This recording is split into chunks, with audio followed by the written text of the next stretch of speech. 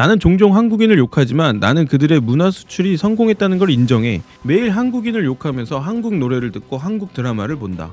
중국에서는 일본 콘텐츠가 인기를 끌면 기모노는 중국 옷, 한국 콘텐츠가 인기를 끌면 한복은 중국 옷이라고 말한다. 계속해 서로 닮은 사람들끼리 미워하네. 안녕하세요. 세계의 반응은 지금 세반지입니다. 한한령이 내려진 지 벌써 5년, 중국 시장을 잃은 한류. 하지만 한류는 글로벌 시장을 장악하고 있습니다. 2016년 주한미군의 사드 배치 논란 이후로 중국 정부가 자국 내 중국인들에게 대한민국에서 제작한 콘텐츠 또는 한국인 연예인이 출연하는 광고 등의 송출을 금지하도록 명했습니다. 이와 함께 비공식적인 행정명령으로 한국 상품에 대한 불매운동을 유도하고 중국에 진출한 한국 업체에 대해 불이익을 주었는데요. 하지만 이런 한한령이 무색하게 중국은 K 콘텐츠를 불법으로 훔쳐보고 있습니다. 중국인들은 한한령에 대해 어떻게 생각하고 있을까요? 글쎄, 한한령이 한국 드라마에 미치는 영향은 거의 없어 오히려 더 큰 백을 얻었지. 한한령을 한다고 해서 한국인의 문화 수출 및 문화 침입을 막지 못한다. 나는 종종 한국인을 욕하지만 나는 그들의 문화 수출이 성공했다는 걸 인정해. K-팝뿐만 아니라 한국 드라마부터 음식, 영화 산업에 이르기까지 전 범위에서 문화를 수출했지. 지난 몇 년 동안 중국은 한한령으로 중국에서 한류가 전파되는 걸 막았지만 실제로 한류는 전 세계에서 꽃을 피웠어. 한한령이 시행된 지 5년이 지났는데 지난 5년 동안 한국 방송계는 어땠을까? 2016년 넷플릭스는 한국에 진출해 한국의 주요 제작사들과 협력하기 시작했고 한국 최초의 오리지널 TV 시리즈를 만들었을 뿐만 아니라 K-드라마를 대중적인 단어로 만들었습니다. 기생충은 오스카상을 수상했고 방탄소년단은 빌보드 1위를 차지했습니다. 한한령 해제될까? 아니면 해제됐나? 그럼 나의 봄이 온 거야. 난 단순히 한국 드라마 보는 걸 좋아하는 거야. 조국을 사랑하긴 한다고. 한국 드라마가 들어오지 못하게 해야 한다. 중국 드라마도 더 발전할 수 있고 수출도 하기 시작했다. 왜 오징어 게임이 계속 인기 검색어에 있는 거야? 한한령 끝난 거야? 한국 드라마는 모든 방면에서 폭발적이다.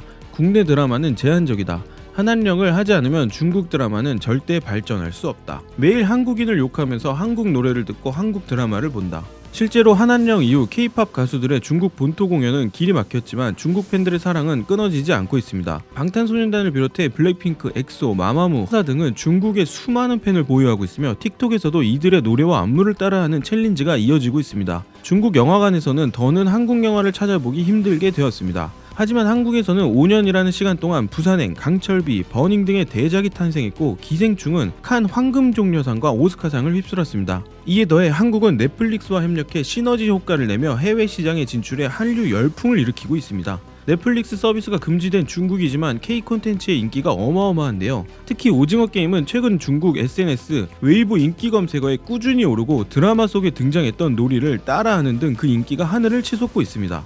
오징어 게임이 핫한 건 당연하다. 한국 최고의 배우들 넷플팀의 지원. 촬영부터 대본 어느 곳 하나 모자란 곳이 없다. 제일 중요한 건 삶, 생존, 놀이 같은 것은 국내에서는 정말 희소한 주제라는 것이다. 오징어 게임을 본 후 한국 영화가 벌써 이 정도까지 발전했구나라고 생각했다. 오징어 게임 이전에 킹덤이 있었다. 우리 중국도 충분히 할 수 있는데. 최근 화제를 모은 드라마 오징어 게임이 넷플릭스 역사상 가장 높은 수위의 비영어권 드라마 시리즈가 될 전망이다. 문화 전파도 함께. 국내 환경은 너무 제한적이다. 한국뿐만 아니라 대만 넷플릭스도 괜찮은데 넷플릭스는 한국의 여러 예능 프로에 투자했는데 모두 혁신적인 예능을 만들었다. 또한 제작에 간섭하지 않고 투자만 한다. 반면 국내 예능은 몇 년 전에 다른 예능의 내용을 그대로 베껴서 만들고만 있다. 중국은 한국의 웰메이드 콘텐츠를 부러워하는 모습을 보였습니다. 중국 소셜미디어 웨이보에서는 오징어 게임 해시태그의 누적 조회수가 15억 회로 집계됐습니다. 근래 세계적으로 흥행한 넷플릭스 오리지널 시리즈 스위트홈이 같은 시간 약 3,500만 조회수에 그친 것과 비교하면 오징어 게임은 중국 내에서 더 큰 돌풍을 일으키고 있는 셈인데요. 웨이보에 오징어 게임을 검색하면 중국어 자막이 달린 주요 장면 캡처본부터 감상평, 게임 설명, 배우들의 일상 사진 등 약 15만 건의 피드가 올라와 있습니다. 중국인 대부분이 다양한 한국 콘텐츠를 불법으로 다운로드받아 번역해 돌려보고 있다는 것인데요. 불법으로 유통되고 있기에 중국에서 아무리 인기를 끌어도 오징어 게임 국내 제작사나 유통사인 넷플릭스에 이어지는 수익은 없습니다. 이외에도 중국은 가짜 사나이, 강철부대, 오징어 게임, 머니게임, 스카이캐슬 등 한국 예능, 드라마, 영화뿐 아니라 유튜브 콘텐츠까지도 몰래 훔쳐보고 있습니다. 지난달 27일 공개된 넷플릭스 오리지널 시리즈 DP도 중국 리뷰 사이트 더우반에서 평점 9.2점을 기록하며 호평을 받았는데요. 앞서 한국 최초 우주 배경 SF 영화 승리호도 불법 공유물 피해를 입었습니다. 넷플릭스 개봉 후 전 세계 스트리밍 1위를 기록하자 각종 불법 공유 사이트에 저작물이 우후죽순 퍼져나갔는데 있는데요. 심지어 킹덤은 개봉 하루 만에 불법 사이트에 복제물이 퍼졌다고 합니다. 골든글러브 최우수 외국어 영화상을 받은 정이삭 감독의 영화 미나리도 중국에서 불법으로 유통되고 있습니다.